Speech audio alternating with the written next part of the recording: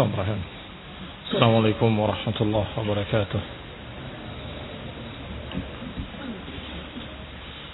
Innal hamdalillah nahmaduhu wa nasta'inuhu wa nastaghfiruh wa na'udzu billahi min shururi anfusina wa min sayyiati a'malina. Man yahdihillahu fala mudilla lahu wa man yudlil fala hadiya lahu. وأشهد أن لا إله إلا الله وحده لا شريك له وأشهد أن محمدا عبده ورسوله صلى الله عليه وعلى آله وأصحابه والتابعين وتابع التابعين ومن تبعهم بإحسان إلى يوم الدين. يا أيها الذين آمنوا اتقوا الله حق تقاته ولا تموتن إلا وأنتم مسلمون.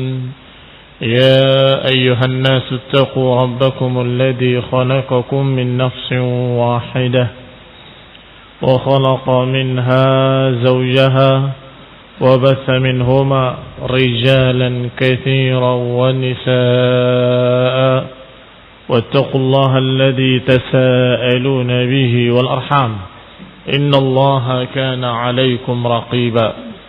يا أيها الذين آمنوا اتقوا الله وقولوا قولا سديدا يصلح لكم أعمالكم ويغفر لكم ذنوبكم ومن يطع الله ورسوله فقد فاز فوزا عظيما. أما بعد فإن خير الحديث كتاب الله وخير الهدي هدي محمد صلى الله عليه وعلى آله وسلم وشر الأمور محدثاتها فإن كل محدثة بدعة وكل بدعة ضلالة وكل ضلالة في النار.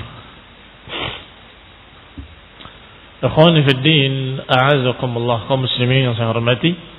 Kita lanjutkan pada ayat berikutnya. Masih dalam surat Al-Baqarah, yaitu ayat Allah yang ke-168 dan 100 atau sampai 170.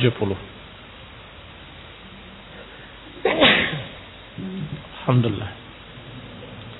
Yahdikumullah, assalamualaikum.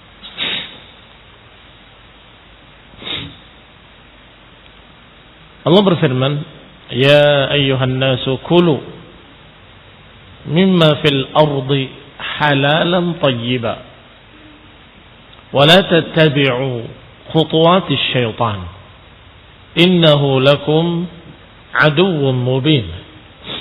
Innama ya'murukum bis-su'i wal fahsya'i wa an taqulu 'ala Allahi ma la ta'lamun.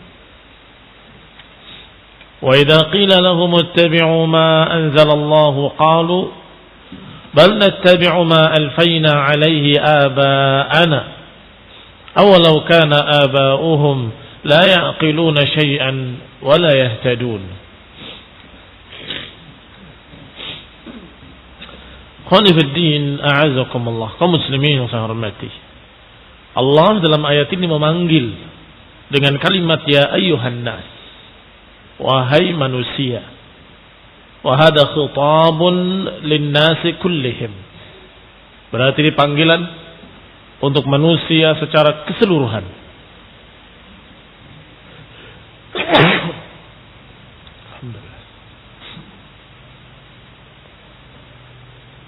Sebagaimana dikatakan oleh Syekh Sa'di dalam tafsirnya Taisir Al-Karim Ar-Rahman, qala hadha khitabun linnasi kullihim mu'minihim wa kafirihim. Allah panggil dengan lafaz ini untuk manusia secara keseluruhan. Apakah yang mukminnya maupun yang kafirnya. Wahai manusia. Fantanna alaihim bi anna amrahum an yakulu min jami' ma fil ardi min hububin wa thimarin wa fawakih wa hayawanat halata kauniha halalan. Allah panggil seluruh manusia dan Allah sebutkan pemberiannya, kebaikannya kepada mereka, yaitu silahkan makanlah semua yang ada di muka bumi, halalan thayyiba. Makanlah semua yang ada di muka bumi, apakah biji-bijiannya atau buah-buahannya atau hewan-hewannya, dan semua yang bisa dimakan di muka bumi ini halata kauniha halalan, jika keadaannya halal. Banyak mana yang Allah berikan kepada kita yang halal dan yang diharamkan oleh Allah Subhanahu wa taala. Nah, tentunya lebih banyak yang halal. Bahkan bisa dikatakan seluruhnya halal kecuali. Dan yang namanya kecuali itu sedikit sekali. Bahkan dikatakan dengan innama, hanya saja yang diharamkan ala ta'imin yat'amuha, yang tidak boleh dimakan oleh orang yang memakannya, adalah al-maitah, bangkai, walahma khinzir, daging babi, dan juga daman masfuhan, darah yang memancar. Dan juga disebutkan ma uhilla li ghairillah, apa yang dipersembahkan untuk selain Allah. Dan juga beberapa perkara yang disebutkan oleh Nabi sallallahu alaihi wasallam dalam hadis yang sahih, seperti dhinnab minas siba', binatang yang bertaring dari binatang buas. Selebihnya kulu, makanlah oleh kalian, mimma fil ardi halalan thayyiba, makanlah semua yang ada di muka bumi ini yang halal, yang baik-baik. Ay muhallalan lakum tanawulahu, laisa bighasbin wala sariqah. Dan juga halal dari sisi cara pendapatannya atau cara mendapatkannya. Tadi halal dari sisi zatnya, binatangnya binatang ternak yang halal dimakan, pohonnya dari buah-buahan yang halal untuk dimakan, biji-bijiannya biji-bijian yang halal untuk dimakan, ila akhirih. Itu dari zatnya. Tapi bisa juga makna halal dari sisi cara mendapatkannya atau cara menyembelihnya. Misalnya kita memakan sapi, kambing, itu halal, tetapi ketika cara menyembelihnya tidak dengan nama Allah, jadi haram. Demikian pula ketika tidak disembelih dengan sembelih yang syar'i, bisa jadi haram. Atau kamu dapatkan dengan cara ghasab, merampas milik orang lain, juga haram. Berarti halalan thayyiba adalah dari dua sisinya, dari zatnya dan dari cara mendapatkannya. Maka dikatakan oleh Syekh di sini, ay halalan tanawulahu, yang dihalalkan cara mengambilnya, tidak dengan merampas, mencuri, tidak pula muhassilan bimuamalatin muharramah, bukan pula dengan cara muamalah yang haram, atau ala wajhin muharram, atau dengan cara-cara yang diharamkan, atau mu'inan ala muharram, atau yang mendukung perkara yang haram. Semuanya tidak boleh. Kalau dengan cara yang haram, didapatkan dengan cara yang haram, atau dari sisi yang haram, atau mendukung yang haram, semuanya tidak boleh. Sedangkan thayyiban laisa bi khabith, lawannya khabith. Halalan thayyiban, Allah sebutkan halalan dan Allah sebutkan thayyiban. Yani jangan makan yang busuk, yang khabith. Apa saja yang busuk? kalmaitah, seperti bangkai, itu khabith. Demikian pula daman masfuhan, darah yang memancar. Demikian pula lahmal khinzir, daging babi, itu semua khubuth, khabith. Maka Allah melarang, jangan makan yang jelek-jelek, yang busuk-busuk. Makan yang halal dan tayyib. Wal khaba'ith kulluha, dan semua yang khabith haram. Dan para ulama memasukkan diantaranya adalah rokok, khabith, haram. Karena semua ahli-ahli dan pakar-pakar kesehatan, mukminnya dan kafirnya, menyatakan bahwa rokok mudirrun lis-sihhah, merusak kesehatan. Kalau merusak kesehatan, apakah dia thayyib atau khabith? Khabith. Kalau khabith, dilarang untuk dimakan, dilarang untuk dikonsumsi. Wa fi hadhihi al-ayah dalilun ala anna al-asla fil a'yani al-ibahah. Dengan ayat ini kita mendapatkan faedah dalam bentuk kaidah. Faedah dalam bentuk kaidah. Kaidah usuliyah atau qawaid al-fiqhiyah, yaitu al-aslu fil a'yani al-ibahah aklan wa intifa'an. Hukum asal dari segala sesuatu yang ada di muka bumi ini halal buat kalian. Aklan wa intifa'an, untuk dimakan atau untuk dipakai. Karena minha rukubuha wa minha luhumuha. Karena di antara apa yang Allah ciptakan di muka bumi ini ada yang dimakan oleh kalian, ada yang ditunggangi oleh kalian, ada yang dipakai oleh kalian sebagai pakaian, ada yang dijadikan sebagai asasan, perkakas-perkakas, perabot-perabot rumah kalian. Boleh atau tidak boleh? Boleh hukum asalnya. Dari ayat ini Allah katakan, ya ayyuhalladzina atau ya ayyuhan nas kulu mimma fil ardi halalan thayyiba. Silahkan makanlah semua yang di muka bumi, halalan thayyiba. Demikian pula dalam ayat lain Allah katakan, khalaqalakum ma fil ardi jami'an. Allah ciptakan untuk kalian semua yang di muka bumi. Kamu dapat pohon ini, pohon itu, pakai untuk rumah kalian, pakai untuk obat kalian, pakai untuk makanan kalian. Silakan, semuanya buat kalian, kata Allah, kecuali yang dilarang.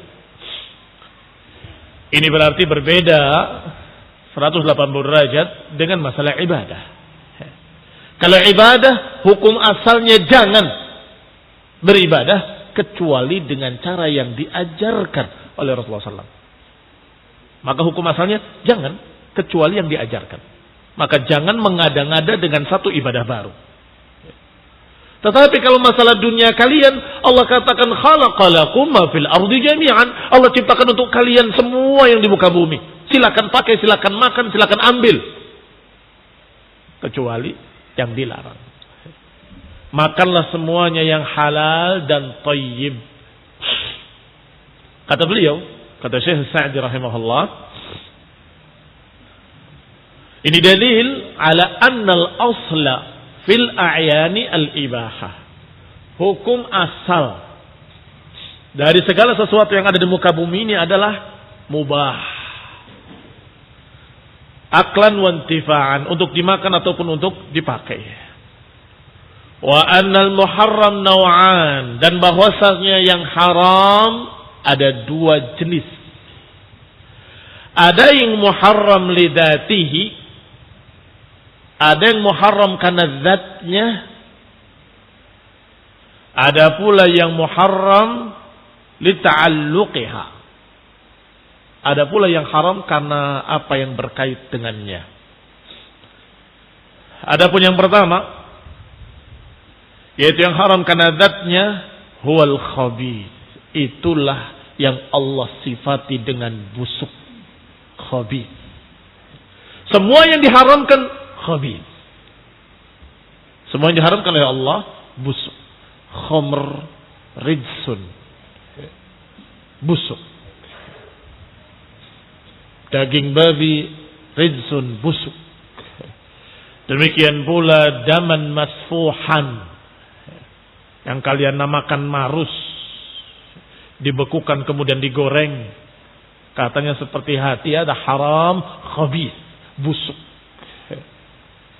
Demikian pula apa yang sudah dipersembahkan untuk berhala-berhala, untuk persembahan-persembahan, disembelih untuk selain Allah, itu juga busuk, haram. Termasuk di dalamnya al-maitah, bangkai. Muharram lidatih, semua itu haram karena zatnya. Wa imma muharram lima urida lahu, sedangkan yang kedua adalah yang haram karena apa yang berkait dengannya. Apakah cara mendapatkannya atau cara penyembelihannya yang salah atau karena perkara lain. Wa huwal muharram li ta'alluqi haqqillah, yaitu perkara yang haram karena keterkaitannya dengan hak Allah Subhanahu wa taala. Sudah kita katakan tadi bahwa binatang ternak, sapi, kambing itu halal. Tidak busuk pada zatnya.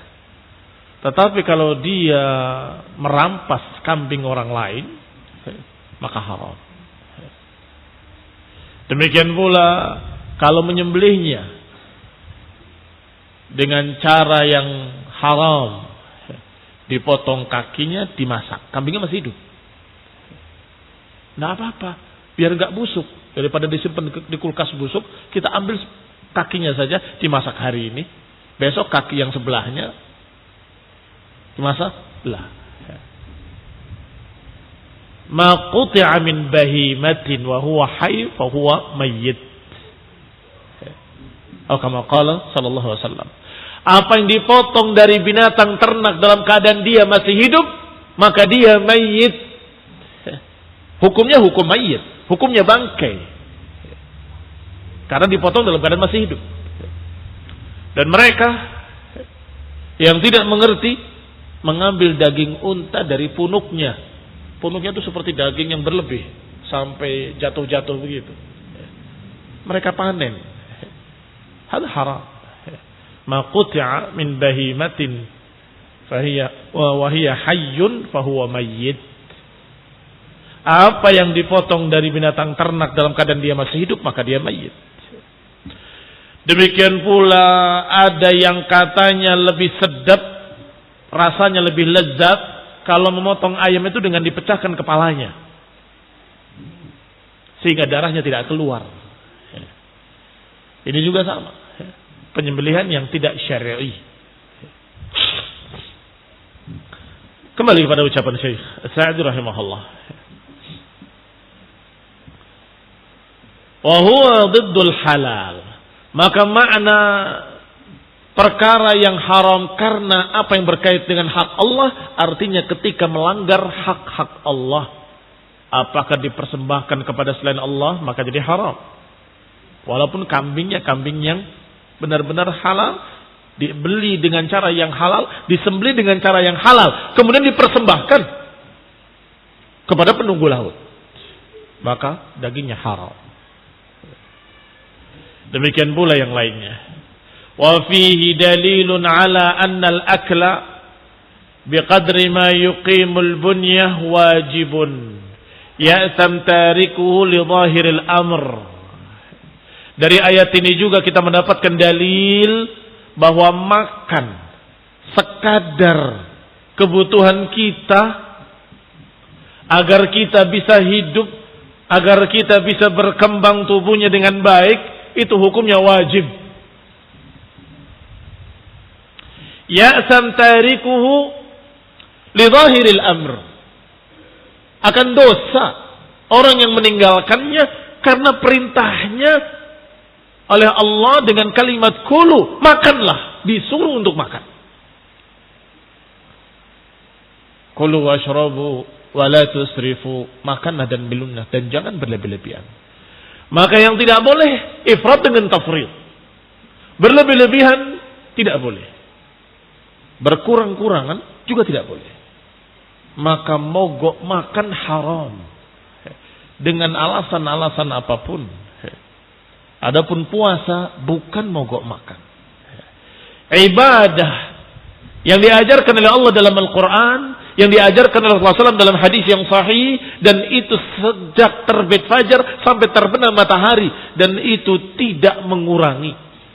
Artinya tidak mengurangi kebutuhan. Tetap kebutuhan tadi dia dapatkan ketika dia berbuka dan sahur.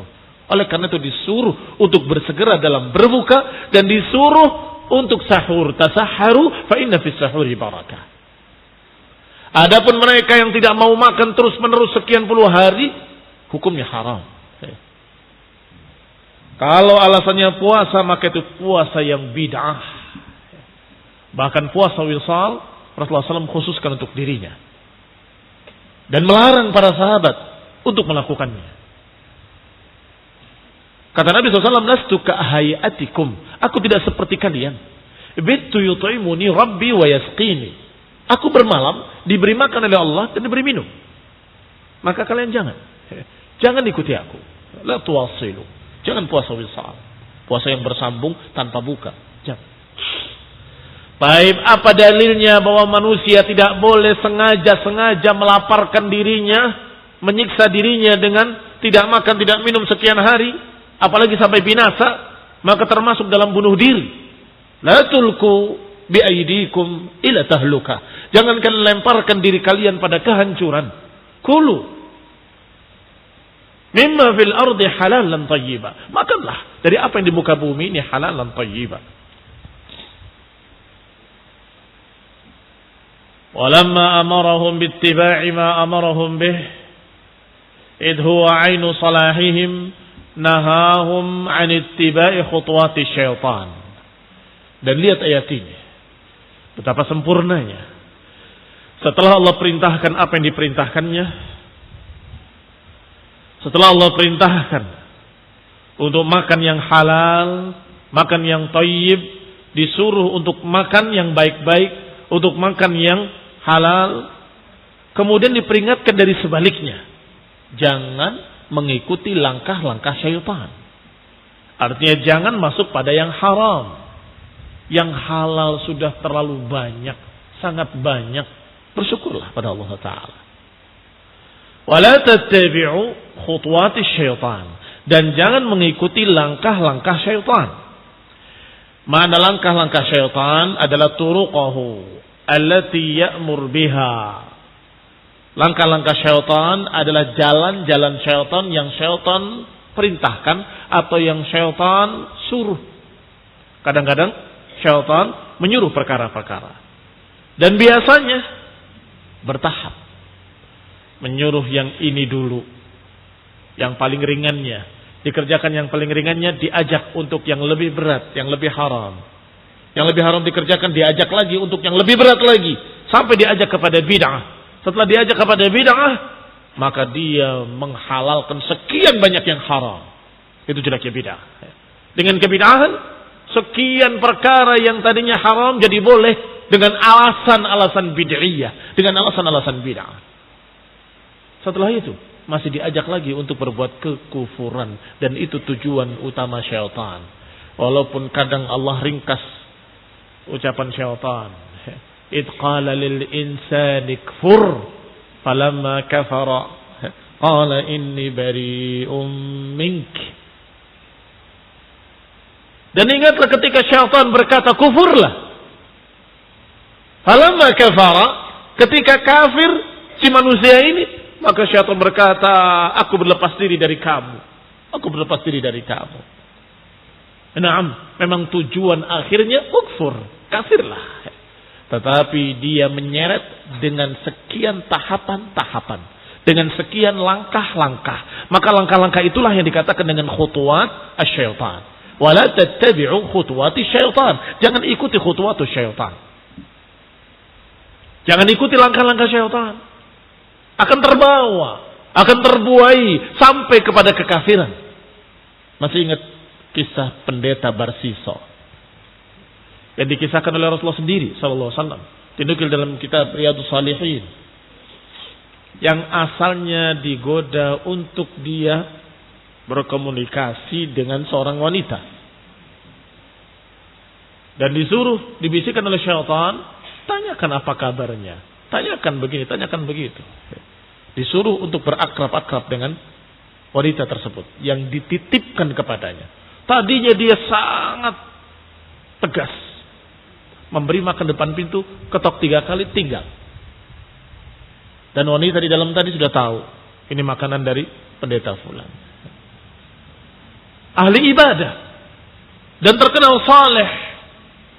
Syaitan membisikkan, masa kamu gak tanya apa kabarnya, mungkin begini, mungkin dia butuh ini, mungkin butuh itu. Diajak untuk akrab, sampai digoda lagi untuk bertemu, sampai kemudian berzina. Dan gak berhenti sampai di situ. Setelah berzina, dibisikkan, sebentar lagi kehormatanmu akan jatuh. Sebentar lagi semua manusia akan mencercamu, menjatuhkanmu, menjelekkanmu. Tidak lagi menganggap engkau orang yang saleh. Ketakutan dia, gelisah. Kata syaitan, kecuali kalau wanita itu kamu bunuh. Karena tidak ada yang tahu di dunia ini kecuali dia. Satu-satunya orang yang tahu. Kalau dia mati, tidak ada yang tahu seluruh dunia. Dan engkau tetap saleh, tetap dimuliakan. Akhirnya dibunuh. Lihat, meningkat. Dari mulai perkara ikhtilat, perkara-perkara bertemunya dengan dua perempuan dan laki-laki tanpa mahram, sampai kemudian zina, sampai kemudian membunuh. Belum cukup. Belum berhenti syaitan. Masih melaporkan kepada saudara-saudara laki-lakinya yang berjihad fisabilillah, bahwa anak putrimu dibunuh, dizinai dan dikubur di sini. Dalam mimpinya syaitan datang. Yang ke satu, yang kedua, yang ketiga. Maka 3 orang ini berkata, aku bermimpi demikian. Aku juga sama. Ini pasti perkara yang benar-benar terjadi. Mari kita pulang. Pulang ditanyakan pada pendeta tadi. Syaitan, iblis, menghendaki agar orang ini betul-betul dihinakan, direndahkan. Karena punya langkah lain. Punya rencana lain. Sampai ketika terbukti benar-benar pembunuh, disalib. Saat itu hukumannya disalib. Sampai mati pelan-pelan. Maka di antara hidup dan mati di tiang gantung, di tiang salibnya, di tengah panas padang pasir, didatangi lagi oleh iblis dalam bentuk manusia. Aku bisa melepaskan kamu dari salib itu, dari tiang salib itu. Kalau gitu lepaskanlah, cepat, segera. Tidak bisa. Ada syaratnya. Engkau sujud kepadaku. Kata orang tadi, bagaimana aku akan sujud? Aku dalam keadaan disalib. Sujud dengan hatimu, dengan niatmu, dan dengan kepalamu. Taib kalau begitu. Kemudian kau buka, aku buka. Kemudian dia tundukkan kepalanya, dia niatkan sujud pada orang tua tadi yang ternyata iblis. Saat itu juga bersamaan dicabutlah nyawanya. Datanglah malakul maut, mati dalam keadaan kafir. Padahal tadinya seorang yang saleh, mukmin, taqi, ahli ibadah, ahli zikir, terus di mihrabnya, salat, puasa, terus. Tapi bisa mati dalam keadaan kafir. Fala tattabi'u khutuwati syaitan. Jangan ikuti langkah-langkah syaitan. Innahu lakum aduwwun mubin, kata Allah. Sesungguhnya syaitan itu adalah musuh yang nyata buat kalian. Berarti apa langkah syaitan? Seluruh kemaksiatan. Dari yang kecilnya sampai yang lebih besar. Wa hiya jami'ul ma'asi min kufrin wa fusuqin wa zulmin. Wa yadkhul fi dzalika tahrimus sawa'ib. Termasuk di dalamnya tahrimus sawaib wal ham wa nahwi dzalik. Tahrimus saibah, sawaib jamak saibah. Dan ham Hampir mirip semuanya adalah julukan-julukan binatang ternak. Ada binatang ternak yang sudah, misalnya unta, sudah memiliki anak 10. Dan semuanya indukan. Maka induknya yang punya anak sudah 10, itu dimerdekakan. Istilah mereka dalam tanda petik, ya, dimerdekakan. Tidak boleh diganggu, tidak boleh disembelih, tidak boleh dibunuh, tidak boleh dimakan. Dikeramatkan seperti sapi di Solo atau kerbau lebih tepatnya, yang mereka berebut taeknya untuk diraupkan ke muka mereka, bahkan ada yang memakannya. Naam, itu kebodohan jahiliyah yang masih ada sampai hari ini. Ada pula hewan-hewan lain seperti kambing yang begini-begini mereka sifat-sifatnya, maka tidak boleh disembelih. Kalau disembelih harus untuk laki-laki saja, tidak boleh untuk perempuan. Ini aturan-aturan seakan-akan syariat yang tidak ada dalilnya, tidak ada sama sekali hujjah dari Allah Subhanahu wa taala. Tapi mereka beralasan ini dari Allah, ini kata Allah. Yuharrimun ma ahallallah. Mengharamkan apa yang Allah halalkan. Itu pun termasuk khutuwat asyaitan. Maka Allah bantah sikap-sikap mereka ini, syariat-syariat bid'ah mereka ini dengan kalimat ya ayyuhan nas, wahai manusia, kulu mimma fil ardi halalan tayyiba. Makanlah semua yang di muka bumi tadi yang halal dan tayyib. Makan kambing-kambing tadi halal, unta-unta tadi halal untuk laki-laki maupun untuk perempuan yang sudah beranak 1, 2, beranak 10 ataupun 20. Semuanya halal buat kalian. Makanlah dan minumlah. Halalan tayyibah. Wala tattabi'u khutuwati syaitan. Jangan ikuti langkah-langkah syaitan. Wa yadkhul fihi aidan tanawulul ma'kulatil muharramah. Demikian pula masuk di dalamnya langkah-langkah syaitan adalah memakan makanan yang haram. Memakan daging babi itu langkah syaitan. Memakan darah masfuhah. Disebutkan masfuhah karena darah yang tersisa setelah disembelih dengan cara yang syar'i, yang melekat dan nempel di daging tadi, itu tidak mengapa, bukan daman masfuhah. Demikian pula al-kabid wa tihal, hati dan limpa. Itu juga walaupun sebagian mereka mengatakan itu pun darah, tapi itu halal. Maka termasuk langkah-langkah syaitan adalah memakan makanan yang haram. Daman masfuhan, darah yang memancar, bangkai, daging babi dan lain-lainnya.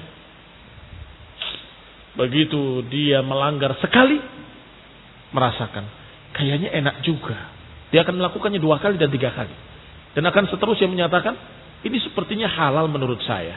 Mulai jatuh ke dalam bid'ah. Bukankah berarti halal. Na'udzubillah min dzalik. Innahu lakum aduwwun mubin. Ketahuilah bahwa syaitan merupakan musuh yang nyata, yakni zahirul adawah, yang permusuhannya sangat tampak jelas. Fala yuridu bi amrikum illa ghishukum. Tidak menginginkan atas kalian kecuali menipu kalian. Itu syaitan. Tidak menginginkan atas kalian kecuali menipu. Wa antakunu min ashabis sa'ir. Dan syaitan, iblis dan anak buahnya menghendaki agar kalian ikut bersamanya dalam neraka sa'ir.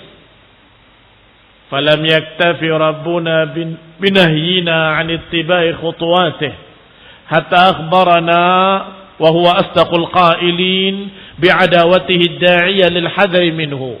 Dan Allah tidak mencukupkan dengan kalimat melarang jangan ikuti langkah-langkah syaitan.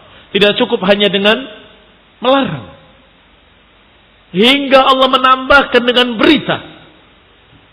Akhbarana wa huwa asdaqul qailin. Allah menghabarkan kepada kita dan Allah Subhanahu wa taala yang maha jujur, yang maha benar ucapannya, menyatakan bahwa dia adalah musuh kalian yang sangat nyata.